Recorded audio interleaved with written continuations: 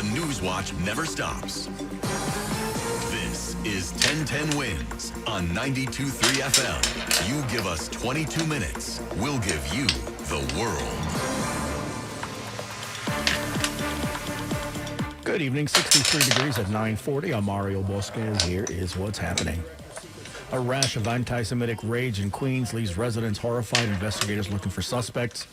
In the wake of a video allegedly showing a cop shoving a protester to the ground, the mayor mincing no words about cops need to de-ice their activities. Cops in Oklahoma say a party spurred on by social media erupts in gunfire, injuring at least 23. A dramatic escalation in and around the Strait of Hormuz. May the 4th be with you. The exhibit features all Star Wars ways to get around in that universe. AccuWeather mostly clear overnight, low 56. The Mets win. Wind juice on 941. Let's get you where you need to go with Kelly. Some good news at the inbound Holland, and here's what you need to know about the bridges and tunnels. Inbound Holland police activity wrapped up now. All lanes are reopened. Delays are easing up very quickly. No problems into Jersey either. The Lincoln is a nice ride either way. Inbound George, upper deck emergency construction.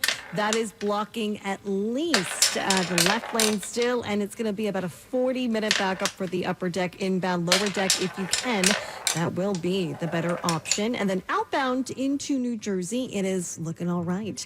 Here's what, the Outer Bridge crossing, also a big mess into Jersey with right lane construction setting up. The Goethals will be the better option. In Brooklyn, the eastbound BQE at a standstill into McGinnis Boulevard, a center lane out with a broken down car. Traffic is right back on to the Williamsburg. Here's what we see on Long Island's Big Three. We're moving well in Nassau County now. The LIE through Nassau, quiet, and then no trouble to report on the northern or southern state parkways. Kelly Dillon, 1010 Wins at 92.3 FM. Reports of anti-Semitic rage in Queens. Police are investigating a series of Jewish hate crimes. For Berta, this was personal. The vandals spray painted a swastika on her garage and threw eggs at the door leading to her bedroom. Happened here. And you painted it to get rid of it? Yes, over it, yeah. Rabbi Yosai Mendelson says this is the first time his synagogue has been vandalized, a swastika drawn on the bricks leading to the front door. Many of us are responding with that sense of the important call to action and the necessity to continue to do the right thing rather than the easy thing. Police tell us this series of hate crimes happened at private homes, synagogues, and even a car parked on the street. Mary Lynn Buckley, 1010 Wins on 92.3 FM in Forest Hills. In reaction, the mayor on social media said in part, it is a deliberate act of anti-Semitic hatred, going on to state the NYPD Hate Crimes Task Force is investigating. The mayor also mincing no words about cops having to de-ice themselves out of ICE operations in the city, saying he has seen what's described as a disturbing video, allegedly of a cop interacting with a protester this weekend. Mayor. As I've made very clear, that our laws leave no room for interpretation about the fact that our NYPD will not participate in civil immigration enforcement. And I've also been very clear about my views on ICE raids as a whole. From a press conference today, police were responding to a protest outside of Wyckoff Heights Medical Center Saturday against ICE enforcement action, with an online video showing an officer allegedly pushing a man onto the sidewalk. No response as of yet from police officials. There's word the man required medical attention. Gunfire broke out near the White House today, prompting a brief White House lockdown after a man was spotted carrying a gun. Reports say he opened fire on plainclothes officers and agents near the Washington Monument. Deputy Director, Secret Service Matt Quinn with more. Upon making contact, that individual fled briefly on foot, withdrew a firearm, and fired in the direction of our agents and officers. They returned fire and engaged. That individual was hit. He's since been transported to the hospital. I have no comments on his condition. From a press conference today, there were also reports an unidentified minor shot, allegedly by the same gunman, as an apparent innocent bystander with no serious injury reported. He was transported to a hospital for treatment. The president had been holding a small business event at the time, but that was not interrupted. No word if the shooting incident was related to the president as the investigation goes on. One Broadway show temporarily going dark. Fire to blame. Folks in the area say FDNY put the fires out quickly. There were two sparked minutes apart. Haley saw it. Well, it started when we were having breakfast about, I want to say 10:30, and the fire alarm was going off. We were like, okay, maybe something's burnt, but then we could smell burning. Yeah, it started in the Eugene O'Neill Theater's electrical room, then traveled to the roof. Her husband Matthew says they weren't evacuated at first. But then they did, then they said we had to come out and shut the elevators down. So I think 2 of the floors had smoke on them. Word from FDNY, there's substantial damage to the building, and it's closed until further notice. Amanda Alexander, 1010 Wins on 92.3 FM in Midtown. Performances are canceled for Book of Mormon tomorrow, Wednesday as well. The cause still under investigation. Former New York City Mayor Rudy Giuliani now reported to be breathing on his own in the hospital with pneumonia. We've been placed on a ventilator, a spokesperson says. Giuliani, 81, however, is said to still be listed critical stable at the hospital in Florida. His condition said to have been made worse by the intake of dust toxins from the September 11th attack. Referring to his hospitalization, President Trump on social media calling him a true warrior.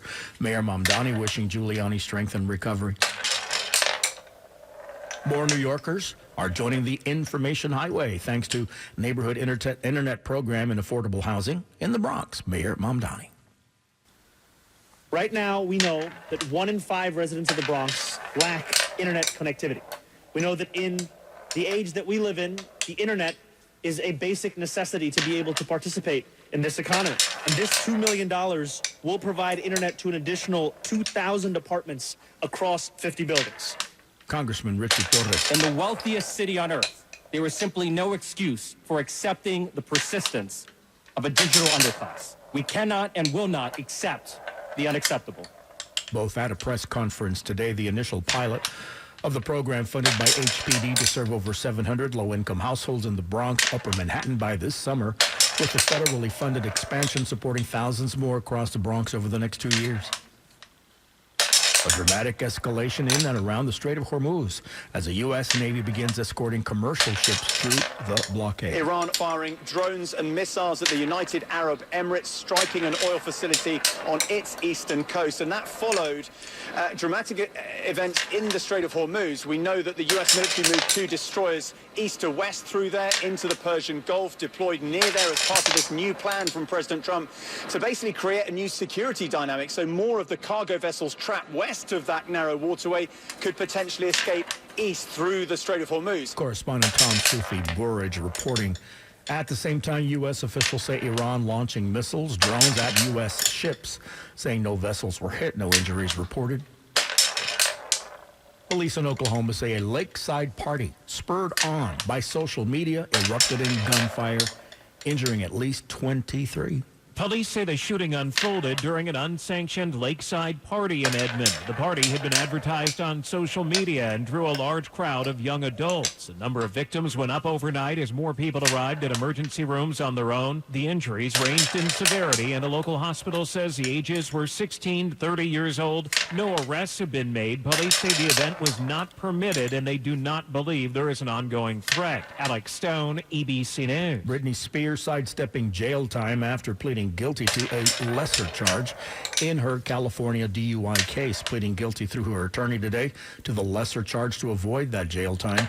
Southern California prosecutors had accused Spears of driving under the influence of alcohol and drugs. She was sentenced to 1 year probation, DUI class fine. Spears, 44, arrested in Ventura County, where she has a home, March the 4th. Russian military officials have declared a unilateral ceasefire in Ukraine this Friday and Saturday in observance of the 81st anniversary of the defeat of the Nazi Germany forces during World War II, but threatening to strike back at Ukraine if there are any disruptions to the observances. No comment as of yet from officials in Ukraine. Ukraine has been launching drone attacks deep inside Russia to counter its more than 4-year-old invasion. When it's news time, 9:51. Let's get you where you need to go. Here's Kelly Dillon. here's what you need to know about the bridges and tunnels. A big backup at the inbound George with ongoing emergency construction work on the Jersey side. The left lane out and about a 40-minute backup, lower level. Much better if you can head there instead, do so. And then outbound, it is quiet. Not bad at the Lincoln or Holland. Outer bridge crossings at a standstill into Jersey with overnight road work in the right lane. Head to the Goethals Bridge. That is moving better. In Brooklyn, the eastbound BQE still at a standstill into McGinnis Boulevard. Stalled car here in the center lane, and traffic is right past the Williamsburg. Luckily, in Midtown, we're looking okay on both the West Side Highway and the FDR Drive tonight. The New Jersey Turnpike Western Spur getting closed both directions with overnight construction. Everyone's got to use the Eastern Spur. Luckily, at the moment, it's moving fine. And then the Garden State Parkway, it is backing up southbound. Exit 145 in East Orange down to 143 in Irvington. Couple lanes getting closed with this construction, and that is currently at a standstill. Kelly Dillon, 1010 wins at 92.3 FM. Let's get a check of the AccuWeather forecast with meteorologist Brian Thompson. Under a mostly clear sky tonight, will drop down to 56 for an overnight low. Tomorrow is going to be even warmer, increasingly windy with sunshine and some afternoon clouds, high 82, although it will be mostly in the 70s on Long Island and coastal Connecticut. There will be an elevated brush fire risk due to the gusty wind and low humidity. Now, the wind will diminish some tomorrow night. A pretty warm night for early May under a partly to mostly cloudy sky, low 63. Mostly cloudy on Wednesday, breezy, not nearly as warm with a couple of showers, especially during the afternoon. Wednesday's high about